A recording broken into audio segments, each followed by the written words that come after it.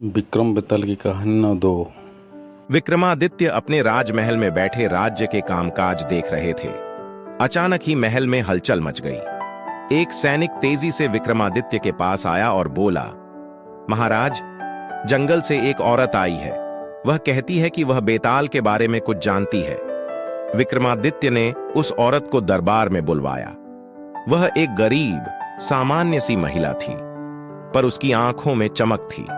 वह विक्रमादित्य के सामने आकर बोली, महाराज, मैं उस बेताल को जानती हूं।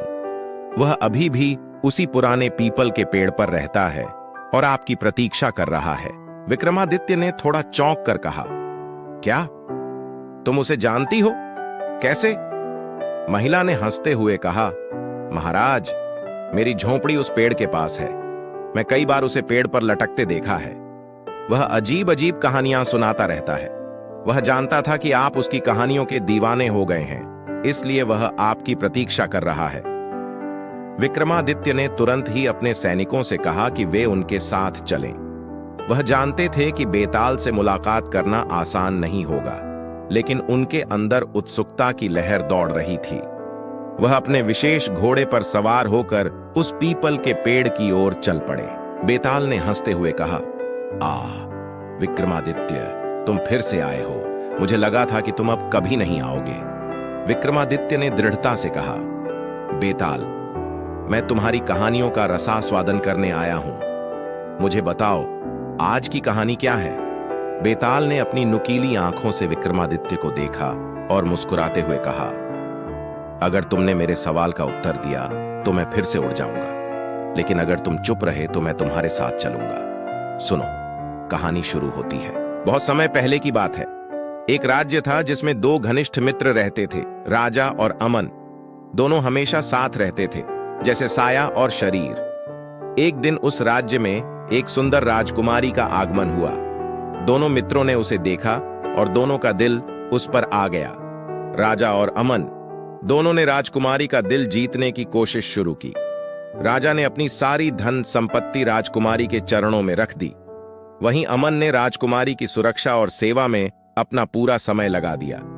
राजकुमारी भी सोच में पड़ गई।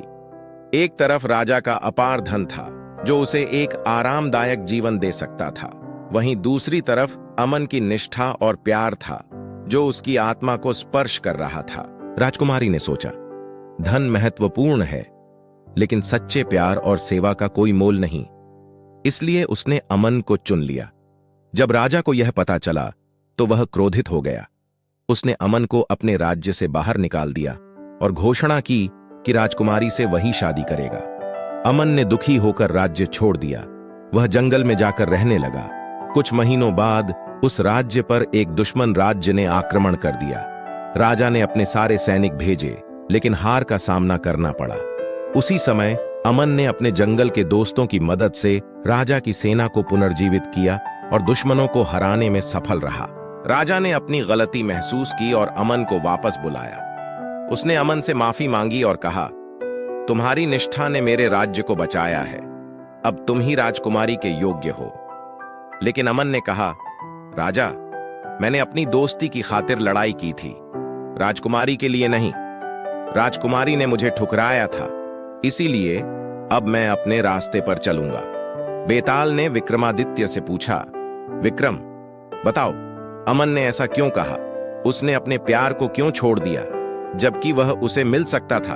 विक्रमादित्य ने कुछ सोचते हुए कहा, अमन ने यह बात इसलिए कही क्योंकि वह जानता था कि प्यार बलिदान है। अगर वह जबरदस्ती राजकुमारी से शादी करता तो वह प्यार नहीं कहलाता। उसने खुद के स्वाभिमान और सच्चे प्यार की मर्यादा को बनाए रखा। इतना सुनते ही बेताल फिर से हंस पड़ा और बोला, विक्रम, तुम सचमुच चतुर हो, पर अभी हमारी बात यहीं खत्म नहीं हुई। अगली बार मिलते हैं एक और नई कहानी के साथ। विक्रमादित्य को बेताल की चुनौती पसंद आई। वह जानता था कि अगली बार भी उसे किसी रहस्यमयी कहानी का सामना करना होगा और उसे हर बार उसी चतुराई से उत्तर देना होगा। Can subscribe to my channel for more stories.